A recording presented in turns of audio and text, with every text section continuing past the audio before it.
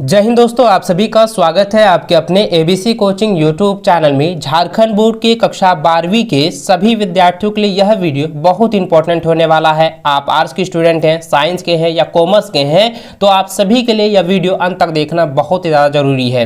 देखिए बच्चों, आप लोगों का रिजल्ट जो है आने वाला है, जो कि आप सभी को मैंने पहले ही बताया है कि आप लोगों का जो रिजल्ट वाला साइट है वो अभी तक प्राइवेट में रखा गया है। एक बार फिर से आप यहाँ पे देख सकते हैं, मैंने जो है झारखंड एकेडमिक काउंसिल का जो रिजल्ट वाला साइट है jackresults.com, आप इस पर जाएंगे तो दोस्तों आप देख सकते हैं कि अभी तक जो है जैक बोर्ड की तरफ से जो है साइट को जो है प्राइवेट में रखा गया है, यानी कि आपका रिजल्ट जो है प्रोसेसिंग में है, अपलोडिंग में है। अपलोड कंप्लीट होने के बाद जो है मुहर लगने के बाद आप लोगों का रिजल्ट जो है पब्लिश कर दिया जाएगा, शो कर दिया जाएगा। तो लेकिन दोस्तों आप सभी का ये बहुत ज़्यादा कमेंट आता है कि सर जब रिजल्ट जारी होता है, मार्कशीट देखते हैं तो हमको कुछ भी समझ में नहीं आता है कि मार्कशीट जो है वो किस प्रकार से तैयार किया गया है। तो बच्चों आज की इस वीडियो में आपको कंप्लीट जानकारी दूंगा कि किस प्रकार से आपका जो है मार्कशीट जो है तैयार किया गया है, आपका मार्कशीट में किस प्रकार से अंक दिया गया है, प्रैक्टिकल वाले हैं या नॉन प्रैक्टिकल वाले सब्जेक्ट है उसमें किस प्रकार से अंक दिया गया है, और आपका दोस्तों किसी बच्चों का रिजल्ट में जो है एफ ऑब्लिक जो है एल लिखा आता है, इसका मतलब क्या है, यू आर लिखा जाता है, इसका मतलब क्या होता है,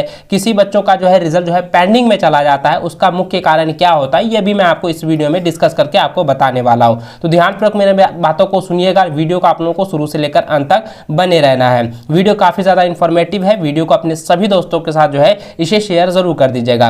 तो देखिए बच्चों, आप हमारे स्क्रीन पर देख सकते हैं कि जब आप लोगों का रिजल्ट आता है, जब आप रिजल्ट देखते हैं तो इसी प्रकार से आप लोगों का रिजल्ट जो है दिखाई देता है, जहां पे लिखा रहता है Jharkhand academic council Ranchi result of annual intermediate. अगर आप साइंस के हैं तो साइंस रहेगा, कॉमर्स के हैं तो कॉमर्स रहेगा, आर्ट्स के हैं तो आर्ट्स यहाँ पे रहेगा, एग्जामिनेशन 2024 यहाँ पे लिखा रहेगा। ठीक है, और उसके बाद दोस्तों आपका जो है नीचे आप यहाँ देखेंगे तो आपका roll code, roll number, student name, father's name, mother's name, और आपका जो +2 स्कूल है या कॉलेज नेम है यहाँ पर आपका दिया जाएगा। और आपका जो फैसिलिटी है, जो आपका साइंस है तो यहाँ पे साइंस रहेगा। अगर आप जो है आर्ट्स के होंगे, अगर दोस्तों आप जो है आर्ट्स के हैं तो आपका जो है यहाँ पर जो है आर्ट्स लिखा रहेगा। अगर आप जो है कॉमर्स के होंगे तो आपका जो है यहाँ पर जो है कॉमर्स यहाँ पे दिया जाएगा। ठीक है, तो अब जो है साइंस, कॉमर्स, आर्ट्स वाले में आपका जो मार्कशीट है वो किस प्रकार से तैयार किया गया है, ध्यानपूर्वक मेरी बातों को सुनिएगा।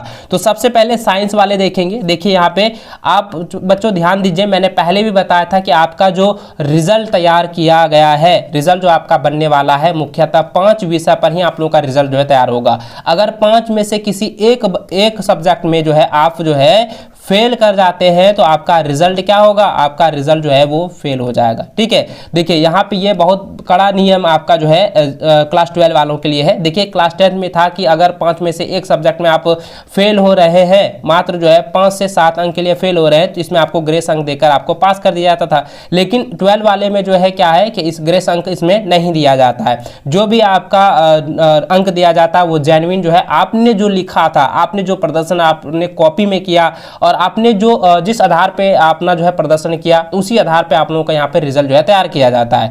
देखिए बच्चों, आप यहाँ पे जरा ध्यान दीजिएगा, साइंस वाले सबसे पहले समझेंगे। देखिए अगर आपका जो है साइंस का जो सब्जेक्ट है, ठीक है, साइंस में आपका सब्जेक्ट कौन कौन सा होता है, इंग्लिश होता है, फिजिक्स होता है, केमिस्ट्री होता है, मैथ होता है, और कंप्यूटर साइंस अगर रखे होंगे तो कंप्यूटर साइंस होगा। और मैथ के बदले अगर आपके लेते हैं तो बायो यहाँ पे रखते हैं। ठीक है, बायो रखते हैं, ये आपका मेन सब्जेक्ट हो जाता है। और फिजिक्स और केमिस्ट्री ये तो कॉमन सब्जेक्ट है, ये तो होगा ही होगा। ठीक है, चाहे आप PCM वाले हैं या आप PCB वाले हैं, ये दोनों में से जो है PC जो है यानी कि फिजिक्स और केमिस्ट्री जो है ये कॉमन रहता है। ठीक है, इसको आप लोग अच्छे से समझना है।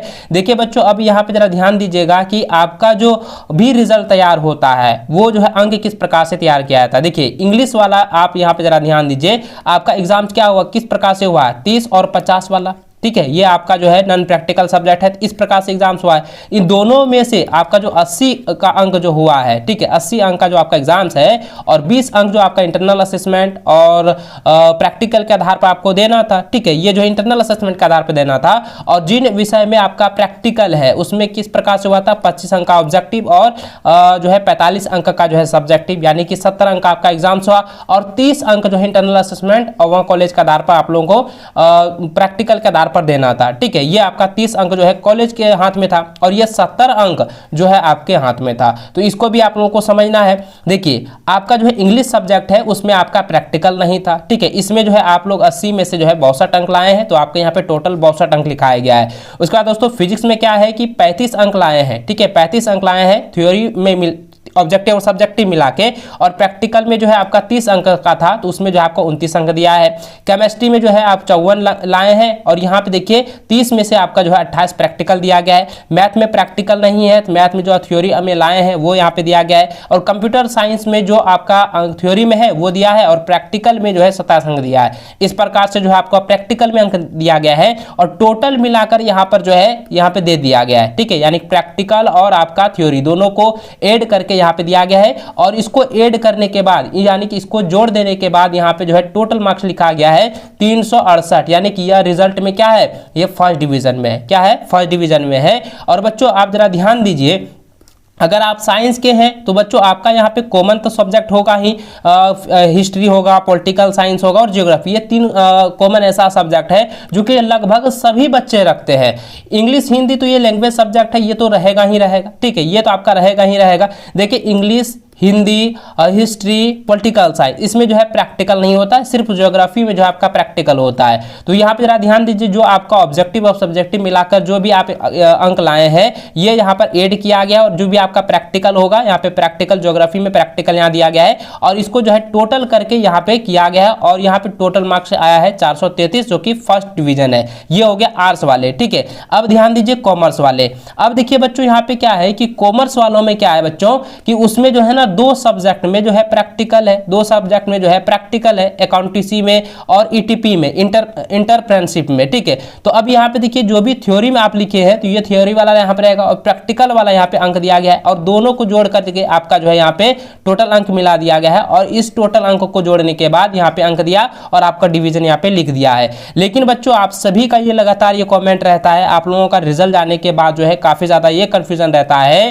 कि मुझे फेल क्यों कर दिया गया। तो देखिए बच्चों आप जो है किसी 5 में से किसी एक सब्जेक्ट में क्या है फेल हो रहे हैं तो आपको यहाँ पे फेल कर दिया गया है। अगर आप थ्योरी में दोस्तों 33% से कम अंक आ रहा है, 33% से कम अंक आया है और प्रैक्टिकल में जो है आपका अंक जोड़ने के बाद तब आपका जो है रिजल्ट यहाँ हो रहा है, लेकिन फिर भी आपको यहाँ पे फेल कर दिया जाएगा। तो मुख्यतः जो है आपका थ्योरी में जो है फोकस किया जाता है, प्रैक्टिकल तो बाद में आपको यहाँ पे दिया जाता है। ठीक है, अब देखिए बच्चों बात करते हैं कि आपका जो है फर्स्ट लिखा जो रहता है उसका मतलब क्या होता है। आप यहाँ पे देख सकते हैं रिजल्ट डिस्क्रिप्शन में दिया गया है कि 1 ST लिखा जो रहता है इसका मतलब होता है फर्स्ट डिवीजन, 2 ND लिखा रहता है इसका मतलब होता है सेकेंड डिवीजन, उसके बाद 3 RD लिखा रहता है उसका मतलब होता है थर्ड डिवीजन।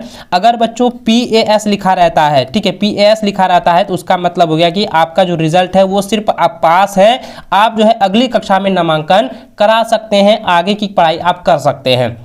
और F/L अगर रहेगा तो इसका मतलब हो गया कि आप जो है फेल हो चुके हैं, आपका रिजल्ट क्या है, फेल है। अगर F/A है तो इसका मतलब हो गया कि आप जो है फुल्ली एब्सेंट है। ठीक है, आपने जो है एग्जाम में शामिल नहीं हुए थे, आप एग्जाम में नहीं बैठे थे, आप एग्जाम नहीं दिए हैं, इसलिए जो है आपका रिजल्ट क्या है, फुल्ली एब्सेंट है। आपने रजिस्ट्रेशन कराया, आपका एडमिट कार्ड आ चुका है, लेकिन आप जो है एग्जाम में शामिल नहीं हुए थे, तो इसलिए आपका जो है फुल्ली जो है यहाँ पे एब्सेंट लिखा जाएगा।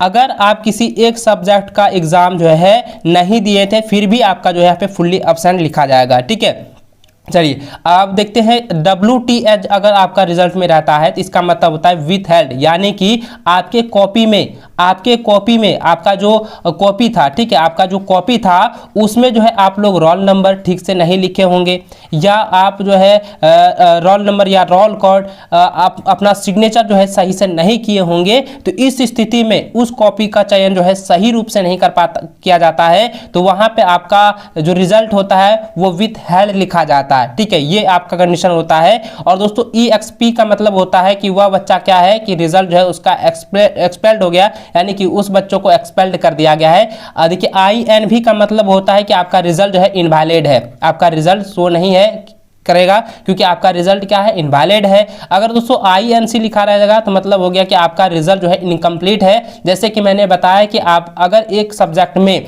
जो है एक सब्जेक्ट का एग्जाम नहीं दिए हैं किसी कारणवश से, तो आपका क्या है कि आपका जो है 5 विषय का तो अंक, आपका 5 विषय का अंक जो है जोड़ा जाता है। 5 विषय में आपका रिजल्ट जो है बनता है। अगर आप जो है 4 ही सब्जेक्ट का एग्जाम दिए हैं और एक सब्जेक्ट का नहीं दे पाए हैं, तो 4 सब्जेक्ट का जो है अंक यहाँ पर जोड़ दिया जाएगा और आपको यहाँ पे रिजल्ट में लिखा रहेगा INC यानी इनकम्प्लीट, यानी कि आपका रिजल्ट क्या है, इनकम्प्लीट है। अगर दोस्तों आपका UR यहाँ पे दिया गया है यानी अंडर रेगुलेशन, यानी दोस्तों आपको जो है ना ग्रेस अंक दिया गया है, आपको जो है रिजल्ट आपको पास करने के लिए जो है ना जैक बोर्ड की तरफ से ग्रेस अंक दिया गया है, इसलिए आपके रिजल्ट यानी आपके मार्कशीट में रिजल्ट जो है वो UR यहाँ पे दिया गया है। इस प्रकार से जो है कंडीशन रहता है, इस प्रकार से जो है सारी चीजें मैंने आपको बता दिया है। तो आई होप दोस्तों इस वीडियो में आप लोग अच्छे से समझ गए हैं। चाहे आप साइंस के स्टूडेंट है, कॉमर्स के स्टूडेंट है या आर्ट्स के स्टूडेंट है, सभी के साथ जो है इसी तरह से फंडा रहता है, रिजल्ट डिस्क्रिप्शन इसी तरह से दिया जाता है। ठीक है, और बच्चों आप मुझे कमेंट करके जरूर बताइएगा